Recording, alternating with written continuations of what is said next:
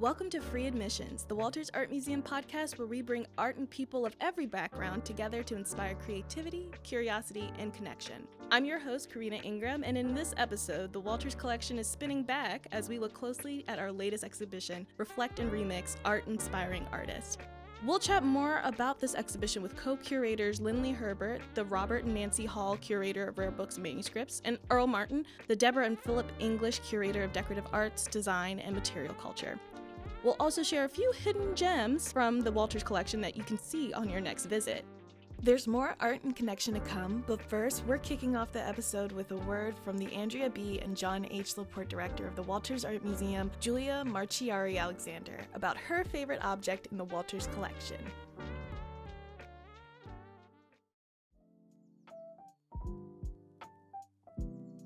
It's been said that it's not right to choose a favorite child. But in my time as the executive director of the Walters Art Museum, no one has ever said anything to me about not being allowed to choose a favorite artwork. In the museum's collection of more than 36,000 works of art, I have, after 11 years, landed definitively on one object as my favorite. It's a timepiece commonly known as the Melanchthon watch. Made in Nuremberg, Germany, by the person who is now thought of as the inventor of watches, Peter Henlein, this spherical, beautifully smithed work in gold is inscribed on the bottom with, quote, Philip Melanchthon, to God alone the glory, 1530. This engraved dedication likely suggests that this watch was gifted to Melanchthon in 1530, the year of his most important publication, the Augsburg Confession. This is arguably the most significant theological text on the Protestant Reformation. This publication was a kind of summary of Melanchthon's and Martin Luther's theological beliefs. And just as an aside, I often think of Melanchthon as kind of Luther's brain trust, with Luther being the front man who consequently and largely receives most of the credit for their joint work. This watch, therefore, is a physical manifestation of one of the most significant moments in the history of Western Judeo-Christian society. The first half of the 16th century, and especially the 1530s, were tumultuous times. Henry VIII in England was battling the Vatican in Rome for supremacy of faith and independent rule.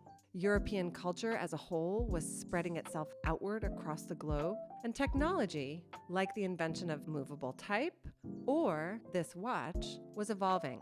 Altogether, these things allowed people more control over their connections to others, to nature, and to their built environment.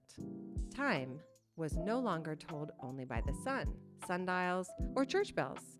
Timepieces would eventually become ubiquitous in elite society, and quickly so at the end of the 16th century.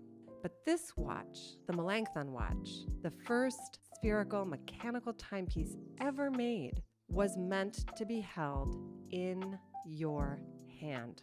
And so when I look at this incredible object, I see the actual moment when humankind quite literally took time into its own grasp.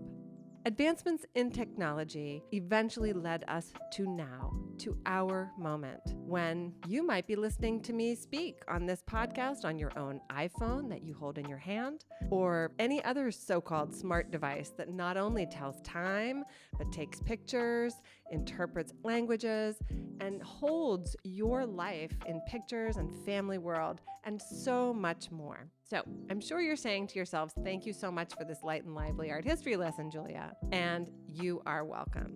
But I want to make sure that we all understand that history is important, and that is a tremendous understatement. It's only when we look back that we know where we are going, and we can appreciate then where we have been in order to make a better future for ourselves. So I've been reflecting on the passing of time quite a bit lately. I announced in April that after 11 years, I will be departing from the Walters Art Museum at the end of this summer in order to assume the position of president of the Samuel H. Kress Foundation. Throughout my time at the Walters, I've been reminded regularly of how special this institution is and the many ways in which it is beloved.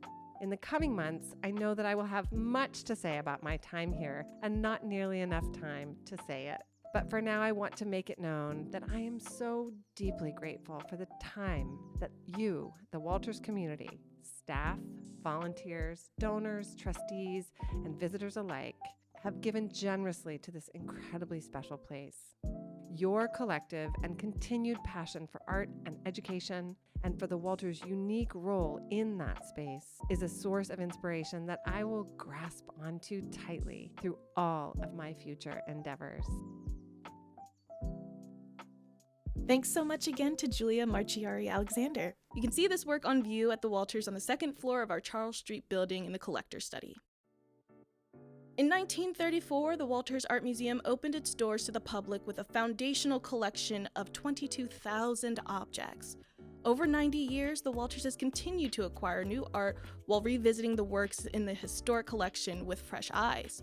Now, the museum's distinctive collection has grown to more than 36,000 works spanning 7 millennia of history from locations and cultures around the world. These acquisitions have positioned the Walters to explore the connections found between artists of the past and relative present. Now, Reflect and Remix, Art Inspiring Artists highlights the visual and material resonance between groupings of works of art, creating dialogues between artists separated by time. Reflect and Remix, Art Inspiring Artists features more than 60 works arranged to present an active conversation between the objects about their subjects, materials, or artists who created them. Visitors will see enamel, mosaics, ceramics, paintings, manuscripts, metalwork, and sculptures in stone and bronze, presented in a way that encourages viewers to find the links between the works. Some objects speak to the expansion of earlier techniques and materials to create something new, while others speak to the artistic process, demonstrating that some artists found inspiration in historic art and created something new through their imagination and ingenuity. Works by contemporary artists will also be on view, including Jesse DeSantis, Roberto Lugo, Herb Massey, and Kehinde Wiley. These artists draw upon their heritage and artistic lineage to create artworks that both resonate with the past while reflecting their own present moment. I'm thrilled to be sitting with the co-curators of this expansive exhibition, Lynley Herbert, the Robert and Nancy Hall Curator of Rare Books and Manuscripts, and Earl Martin, the Deborah and Philip English Curator of Decorative Arts, Design, and Material Culture. Lynley and Earl, welcome to the podcast. Thanks. Thank you. Of course. I'm very excited to dive deeper into Reflect and Remix with the two of you today. But first, for our listeners, can you just share your name again, talk about how long you've been at the Walters and what exactly you do here?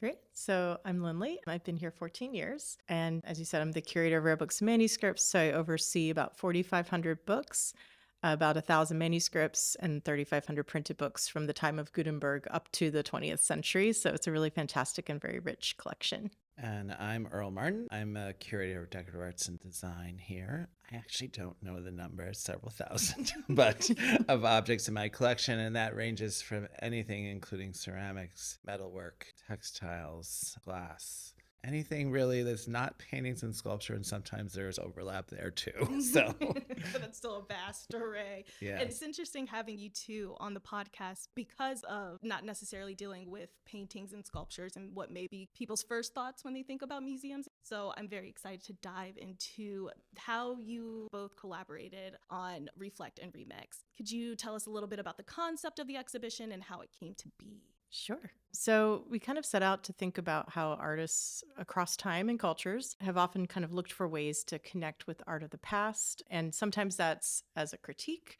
Sometimes they're looking for a way to kind of find their own voice in conversation with, those that came before. So one of the things that we've talked a lot about is the fact that the museum's founders, William and Henry, really sought out works of contemporary artists of their own moment. And they were really recognizing that there's an important dialogue that was happening between works that were being created in their time and earlier works as well. So that was something that they really explored in their acquisitions. And it's something we're still doing today. And so we thought it'd be really interesting to kind of dig into that a little bit. And this is our 90th anniversary in 2024. So we're kind of in a moment where we're looking back across the collection and trying to cast a little bit of a different light on it and try to think about it holistically, but also looking forward to the future and thinking about where are we going with our collection and with growing it. So really, when we started digging into this, we looked at the whole collection and across all the collection areas and across time. And so the exhibition actually spans 2,600 years in the objects that we chose and across geographies and cultures. And it just really highlights sort of these visual and material resonances between works that were not made close in time to really think about how they are in conversation with each other.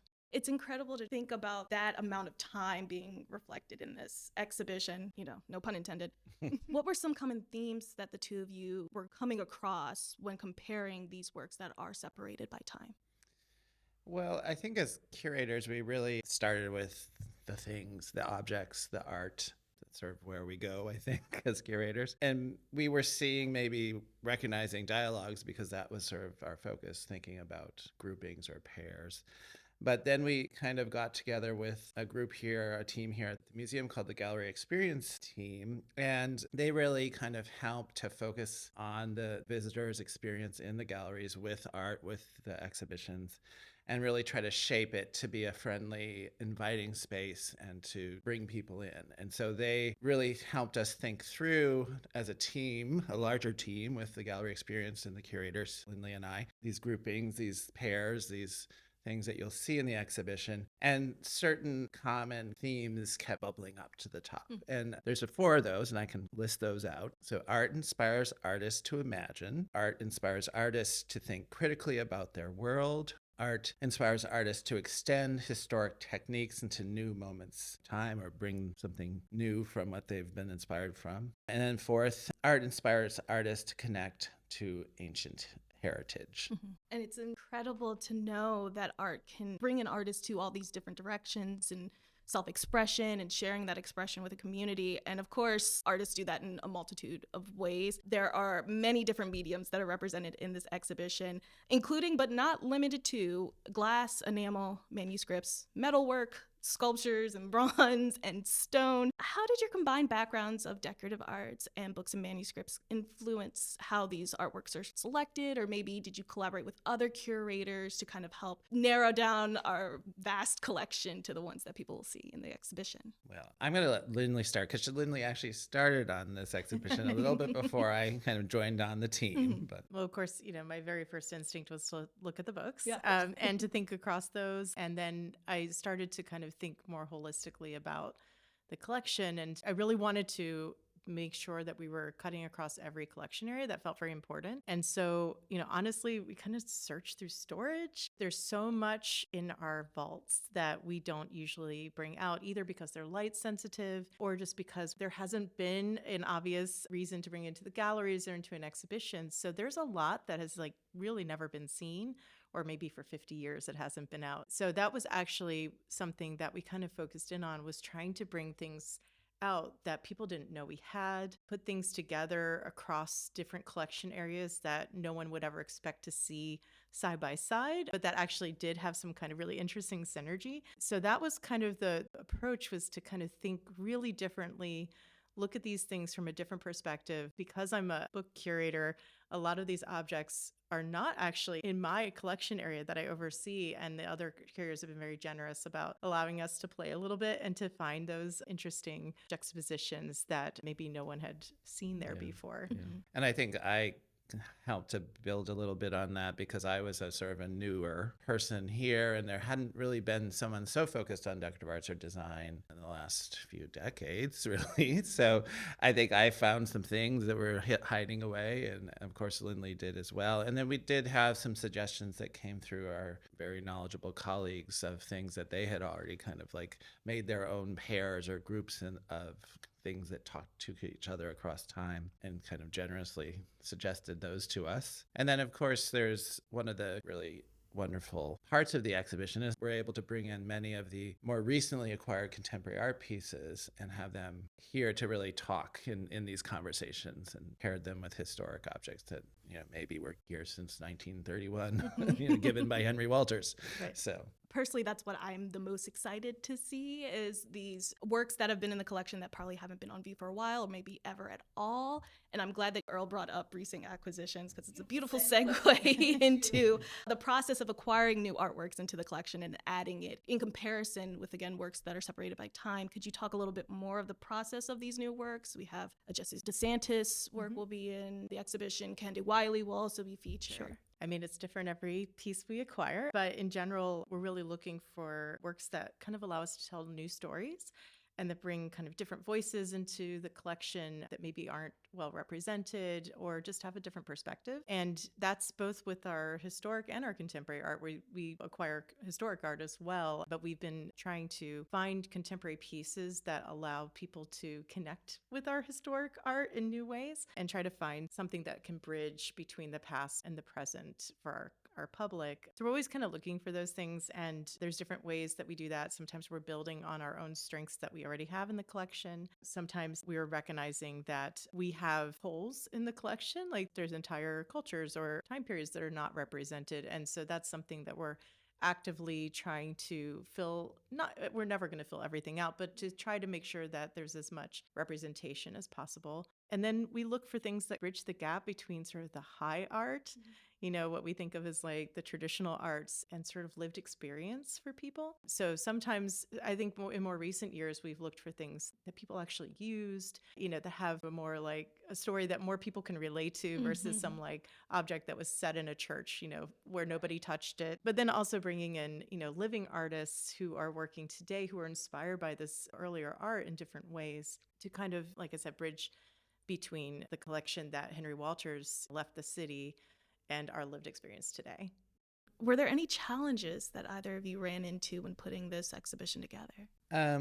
I think there always are challenges. I would say we did have sort of a compressed time frame from when this decision was made to go ahead with this exhibition, more than sort of maybe ideally, but we're never in an ideal world, we're in the real world. So, that is what it is. And I think one of the challenges and new experiences, that, especially for the two of us, and I'm speaking for you, Lynley, sorry, but we were tasked with kind of having an exhibition that maybe did something different, that was sort of approaching things in a slightly newer way, and to really work with our friends in gallery experience to kind of provide a more interactive, a more friendly, playful even experience in the galleries. And we really worked intensely with that team as a group. Often curators are kind of in their little desks and typing away, but this was really sitting around a table and throwing ideas back and forth and kind of coming down to the major themes that we touched on before. And I think that was really fruitful and really, I hope, going to be fun and exciting for people to experience something a little different from the Walters that they may know and love, but think is always one way. I certainly think that people will have a blast in Reflect and Remix, especially with the interactives that our gallery experience team has been working on in collaboration with this. But I'm sure people also would like to know what you two think the star objects of this show are. There's a lot of great things and a lot of things that haven't been seen. So this was actually like a kind of a hard one. People keep asking us that. I think the Kehinde Wiley stained glass piece is just a showstopper, and it's new. So I think it's really spectacular, and it will be something that will kind of greet people as they come into the exhibition. And so that's really exciting. And as you mentioned, the Jesse DeSantis painting, which has not been out yet, we just acquired it, and it's really fantastic. And it's with one of our works from the ancient Americas to sort of speak to it. So that is something that's brand new that people don't even know we have yet, and it's really fun. Hear that? You guys are getting exclusives here. Well, I'll just say that I don't like to pick favorites. They're all my children. Yes, it's very hard thing to do. No, but I love a case that we'll see soon installed, which is going to have a lot of beautiful things made with enamel work. So glass that is kind of adhered to metal in this case. And there's some beautiful things by a French artist named Fernand Tesmar, where the enamel has kind of been put in a metal frame and then The outside of the metal has been taken away with acid, and so it's almost like miniature stained glass in a bowl form. So it's really cool. So that's maybe mine, one of mine. I think mine has to be the very tiny book. When it was made in the 1950s, it was the smallest book printed in the world. It's so tiny that you can barely see it in the palm of my hand. And so the text is microscopic, and it was created by the Gutenberg Museum in Germany after World War II. The museum was damaged during the war.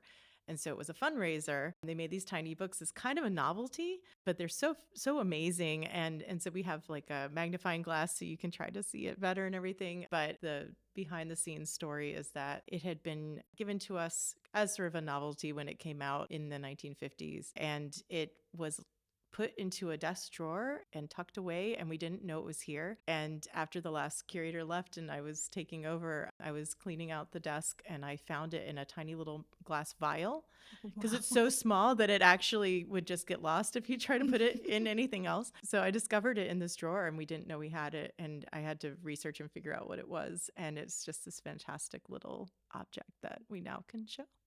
So many cool gems for people to find in Reflect and Remix, art-inspiring artists. Lynley and Earl, thank you so much again for talking with us today. Thanks. Thank you. Thanks so much again to Lynley and Earl for guiding us through Reflect and Remix, art-inspiring artists, an installation that is generously made possible by supporters of the Walters Art Museum. The exhibition will be on view through September 8th, 2024. It's no secret that the Walters Art Museum collection holds thousands of artworks spanning over 7 millennia, so it can be easy to get so enamored by our collection that you gloss over a few objects, or maybe several. But fear not, Eric Dietrich, our Visitor Experience Associate, will walk you through some hidden gems to look for during your next visit to the Walters Art Museum.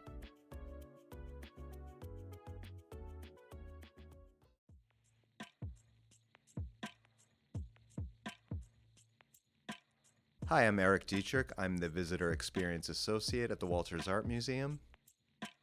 In interacting with visitors, and I've been here for now 5 years, one of the most beloved collections is arguably our 19th century American and European art, particularly our Impressionist pieces and our landscapes. While a lot of that is currently not on view as we prepare it for upcoming exhibitions, I did want to focus on a place that I do direct visitors to and that I enjoy spending time in. It's a small gallery in our Charles Street building with about 16 objects, paintings, sculptures, and decorative arts. And one of my favorite landscapes, and one that's a more recent acquisition, is a river scene by an artist named Robert Duncanson. Duncanson was classically trained, and he was sort of the next wave of the Hudson River Valley artists. And the scene is of the Ohio River, and there is a group of black folks. He was African American, and they are on the banks of the river. And it's just a very serene, beautiful setting. And I really am interested in the juxtaposition of the painting because he was a staunch abolitionist, and Ohio was also very strongly in support of the abolitionist movement. But the river, on the other side, you have Kentucky, which was, as we all know, a secessionist state. And I think that while Duncanson didn't explicitly bring up race in his work, there are some things to unpack here about the setting and the way that he structured it with the individuals in the painting. And the other piece that has always struck me is by a sculptor named Edmonia Lewis. She was small and mighty. She was under 5 feet, maybe even closer to 4.5. She was an artist, and she was also trained classically, in her case, in Rome, and she did leave to go to Rome to escape some of the racism she encountered here in the United States. The bust that we have by her is of a Dr. Dio Lewis, and there's no relation there, but he was sort of a pioneering doctor in physical hygiene, preventative medicine, and a support of women's rights. Interestingly enough, Edmonia Lewis was featured on a postage stamp for the U.S. Postal Service last year. So the next time you're here, I do hope that you will stop and say hello to us in the Visitor Experience Department, as well as make your way to this gallery and look at this beautifully curated exhibit. Thanks so much, Eric. Free access to the Walters Art Museum online and in person is made possible through the combined generosity of individual donors, foundations, corporations, and grants from the City of Baltimore, Maryland State Arts Council, citizens of Baltimore County, and Howard County Government and Howard County Arts Council. To learn more about engaging with or supporting the Walters, visit www.thewalters.org/give.